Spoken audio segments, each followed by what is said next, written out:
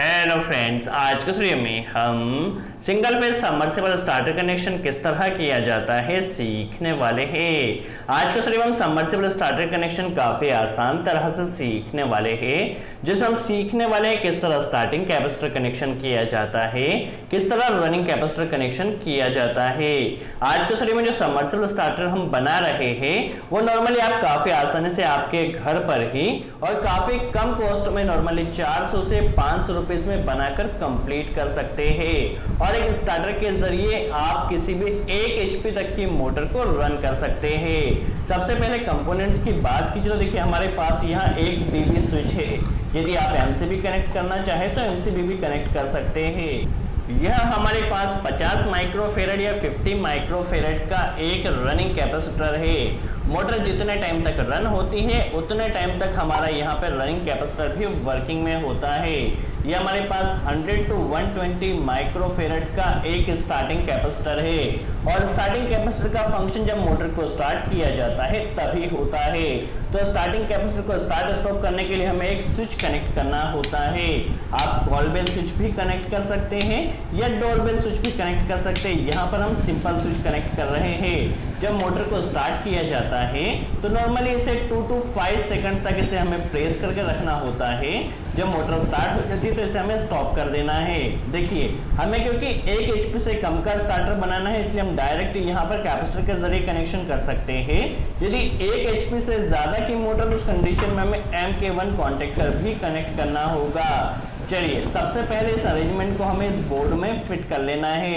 देखिए यहाँ पर हम पहले इन कनेक्टर्स को फिट कर लेते हैं और कनेक्शन को आप फुल टाइट कीजिएगा, कहीं भी लूजिंग नहीं रहना चाहिए। इस स्टार्टर के जरिए नॉर्मली आप 1 एचपी तक की मोटर को आसानी से रन कर सकते हैं। फिर से एक बार, यदि 1 एचपी से ज्यादा की मोटर हो तो आपको वहां पर कॉन्टेक्टर कनेक्ट करना होगा।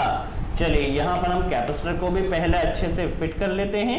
देखिए हमारा यहाँ पे सेटलमेंट कंप्लीट हो चुका है। अब किस तरह से कनेक्शन किया जाएगा हम समझ लेते हैं। देखिए ये हमारे पास इनपुट कनेक्शन फेज वायर आया है। देखिए यहाँ पर हम पहले फेज वायर को कनेक्ट कर लेते हैं। हमारे पास सिंगल फेज एंड न्यूट्रल आता है। देखिए यहाँ पर हमें न्यूट्रल वायर को कनेक्ट कर लेना है। देखिए न्यूट्रल भी यहाँ पर इनपुट कनेक्शन आ चुका है। अब देखिए यहाँ से हमारे पास जो मेन फेज होगा इसे हमें डीवी स्विच में ले जाना है। देखिए डीवी स्विच में हमें पहले इसे कनेक्ट कर लेना है और कनेक्शन को फुल टाइट करना है। देखिए यहाँ पर हमारे पास फेज आ चुका है। देखिए फेज का कनेक्शन हो चुका है। यहाँ से न्यूट्रल कनेक्शन हमें लेना है और इसे डीवी स्विच में इनपुट कनेक्शन अभी कर देना है। डीवी स्विच को जैसे ही ऑन किया जाएगा तो फेज और न्यूट्रल हमारा सप्लाई में जाएगा।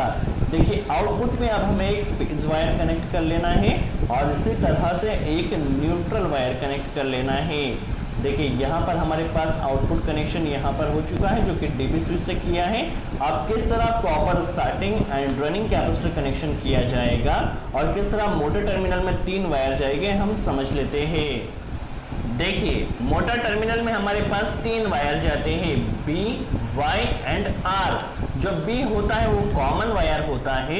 तो देखिए कॉमन में अभी हमने न्यूट्रल का कनेक्शन डायरेक्ट कर लिया है। तो देखिए यहाँ से कॉमन में न्यूट्रल डायरेक्ट जा चुका है। अब हमारे पास यह जो रनिंग कैपेसिटर है, रनिंग कैपेसिटर में हमारे पास 2 वायर होते हैं। सबसे पहले देखिए हमें करना क्या है, जो हमारा मेन फेज वायर आया है उसे आपको रनिंग कैपेसिटर के किसी भी एक वायर में कनेक्ट कर लेना है। देखिए यहाँ पर रनिंग कैपेसिटर के एक वायर में अभी हम फेज कनेक्ट कर लेते हैं। इसे हमें ले जाकर जो रनिंग टर्मिनल है, जो R टर्मिनल है, इसे R टर्मिनल में कनेक्ट कर देना। देखिए यहाँ से फेज जा चुका है। अभी हमारे पास देखिए स्टार्टिंग का एक वायर जो बचा हुआ है Y टर्मिनल, इसमें हमारे पास जो रनिंग कैपेसिटर का सेकंड टर्मिनल है इसे हमें कनेक्ट कर देना है। तो ये हमारे पास स्टार्टिंग कैपेसिटर का कनेक्शन कंप्लीट हो चुका है। यदि आपके यहाँ प्रॉपर वोल्टेज आ रहा है तो आप इस तरह से मोटर को रन कर सकते हैं। बट यदि वोल्टेज डाउन आ रहा है तो उस कंडीशन में आपको वहां पे स्टार्टिंग कैपेसिटर भी कनेक्ट करना होगा। चलिए अब स्टार्टिंग कैपेसिटर को किस तरह कनेक्ट किया जाता है हम समझ लेते हैं। यदि वोल्टेज प्रॉपर आ रहा है तो आप इस कनेक्शन से भी मोटर को रन कर सकते हैं। एक बार फिर से, यदि वोल्टेज डाउन है तो आपको यहाँ पर स्टार्टिंग कैपेसिटर कनेक्ट करना होगा। और स्टार्टिंग कैपेसिटर को नॉर्मली हमें 2 to 5 सेकंड तक ही रहने देना होता है। तो इसलिए हमने देखिए यहाँ पे एक स्विच कनेक्ट किया है। जिससे हम स्टार्टिंग कैपेसिटर को डिस्कनेक्ट कर सके। देखिए यहाँ पर हमने 2 वायर पहले कनेक्ट कर लिए हैं। सबसे पहले देखिए स्विच से जो एक वायर आया है उसे हमारे पास जो रनिंग कैपेसिटर और फेज वायर है इसके साथ यहाँ पर कनेक्ट कर लेना है। देखिए स्विच का एक वायर हमने यहाँ पर कनेक्ट कर लिया है।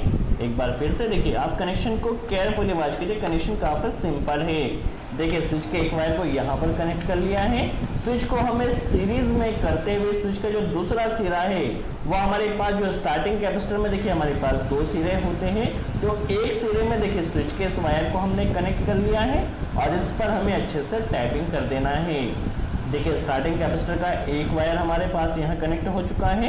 अब स्टार्टिंग कैपेसिटर का जो सेकंड सिरा है उसे हमें ले जाकर जो हमने रनिंग कैपेसिटर का जो एक सिरा कनेक्ट किया है यहाँ पर देखिए स्टार्टिंग में यहाँ पर जो सेकंड टर्मिनल है वाई टर्मिनल, वहां पर हमें इसे जो रनिंग कैपेसिटर है रनिंग कैपेसिटर के साथ कनेक्ट कर देना है। देखिए जब स्विच को ऑन किया जाएगा और मोटर को स्टार्ट की जाएगी तो उस कंडीशन में हमारे running capacitor and starting capacitor दोनों फंक्शन में रहेंगे, और जब स्विच को ऑफ कर दिया जाएगा, जब मोटर हमारी फुल स्पीड में आ जाएगी, उस कंडीशन में ओनली हमारा रनिंग कैपेसिटर ही वर्किंग कंडीशन में रहेगा। जो स्टार्टिंग कैपेसिटर वो स्विच के जरिए डिस्कनेक्ट हो जाएगा। एक बार फिर से जो हमारा रनिंग कैपेसिटर है वो कंटिन्यू रन रहेगा और स्टार्टिंग कैपेसिटर जब मोटर को रन किया जाएगा तभी रन रहेगा, और स्विच को जब ऑफ कर दिया जाएगा तो ये स्टॉप हो जाएगा। नॉर्मली आपको स्विच को 2 to 5 सेकंड तक प्रेस कर कर रखना है, और जैसे ही आपकी मोटर स्पीड में आ जाती है तो आपको स्विच को ऑफ कर देना है। देखिए इस तरह से हमारा यह वो स्टार्टर बनकर कंप्लीट हो चुका है। इस स्टार्टर के जरिए आप कोई भी 1 HP तक की मोटर को रन कर सकते हैं। देखिए अब यहाँ पर जो हमारे पास 3 टर्मिनल नीचे बचे हुए हैं, देखिए यहाँ पर देखिए जो यहाँ पर कॉमन टर्मिनल है इसे हमें मोटर के कॉमन में कनेक्ट कर देना है।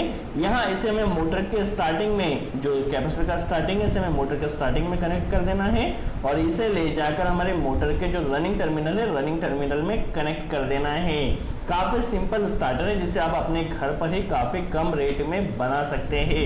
नॉर्मली यदि आप न्यू स्टार्टर परचेस करते हैं तो काफी ज्यादा कॉस्टली होता है, बट यदि आपकी मोटर की रेटिंग ज्यादा है तो आपको वहां पर कॉन्टेक्टर भी कनेक्ट करना होगा।